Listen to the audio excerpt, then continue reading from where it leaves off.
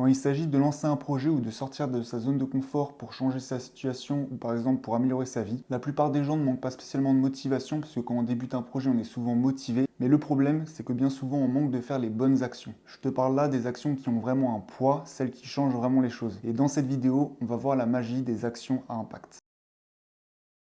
Ok, salut les amis, bienvenue dans cette nouvelle vidéo. Alors la fin d'année approche, je ne sais pas quand est-ce que je vais sortir cette vidéo, mais on va être proche de la fin d'année. Qui dit fin d'année rime également avec bonne résolution.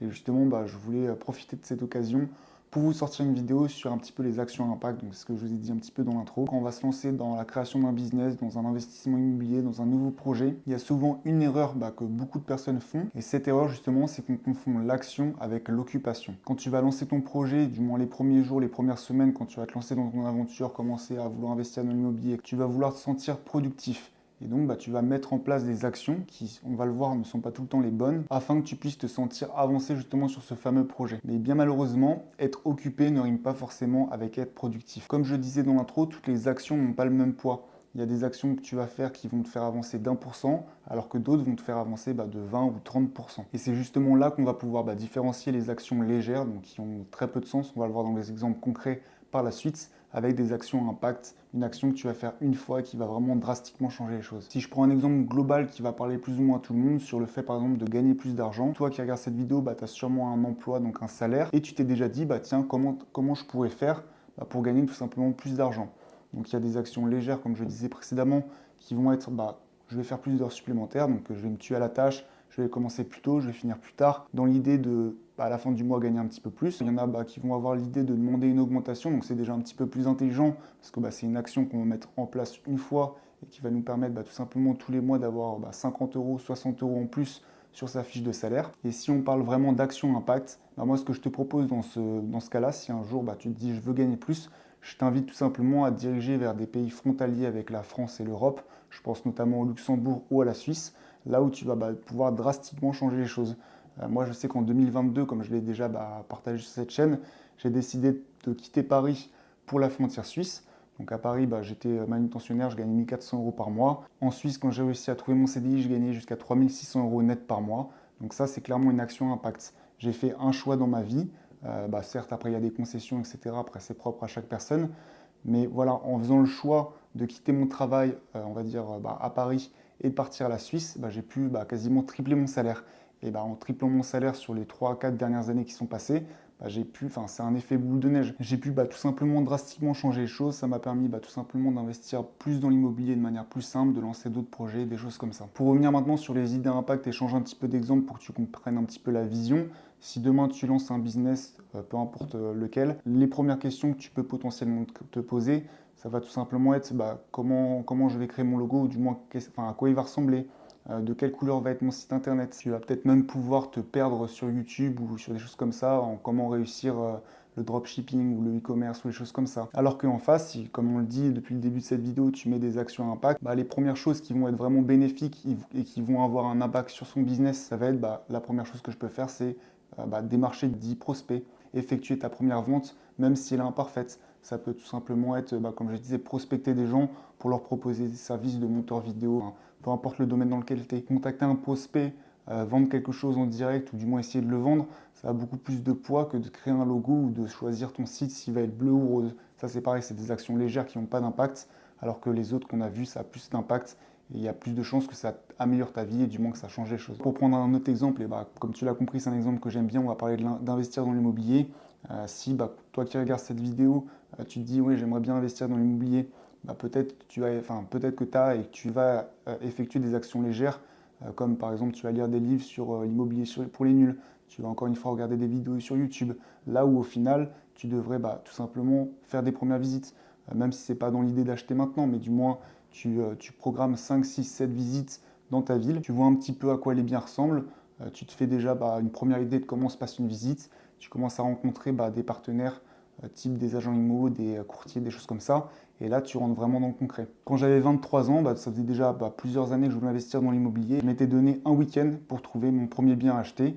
Donc pour ça, j'étais parti à Lille un week-end. J'avais pris un Airbnb. J'avais programmé 12 visites et la 12e a été la bonne parce que du coup, j'ai pas trouvé un appartement, mais j'en ai trouvé 2 et ça a été mes 2 premiers achats. Le fait de se déplacer, de se dire, entre guillemets, tu ne donnes pas trop le choix, tu te déplaces, tu prends 12 visites, donc il y a des gens qui t'attendent, qui vont te présenter leurs biens, et tu te dis sur les 10, pas le choix, tu fais une offre et tu choisis un des 10, tu n'attends pas le week-end prochain, tu n'attends pas l'année prochaine, tout simplement ça te permet d'avancer les choses. Et aujourd'hui, ça va faire 3 ans que j'essaie bien, j'ai déjà encaissé des dizaines de milliers d'euros de loyer. Mes locataires ont également remboursé des dizaines de milliers d'euros sur mon crédit. Pour être honnête avec toi, ça n'a pas été l'opération parfaite.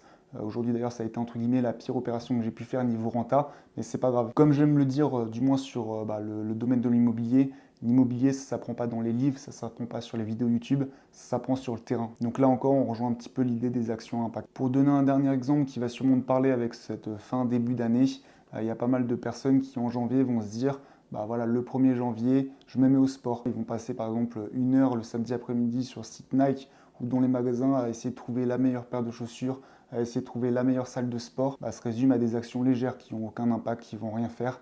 Au final, l'ordinateur, tu vas le fermer, tu vas le ranger, tu vas sortir avec tes potes, tu vas aller jouer à la play. Et au final, rien ne va changer dans ta vie. Au lieu de réfléchir pendant des dizaines de minutes, des dizaines de jours, etc., tu fermes ton ordinateur, tu sors, tu vas au terrain qui est à côté, tu fais 50 pompes le matin, je sais pas, tu sors, tu vas courir une demi-heure. Automatiquement, tu vas te sentir en action. Et cette action-là, ça va te donner une sorte de, pas de routine, mais une sorte de discipline que tu vas te créer au fur et à mesure de faire les choses. Le plus dur, en fait, c'est de commencer. C'est jamais de se dire, tiens, quel problème je vais avoir, etc.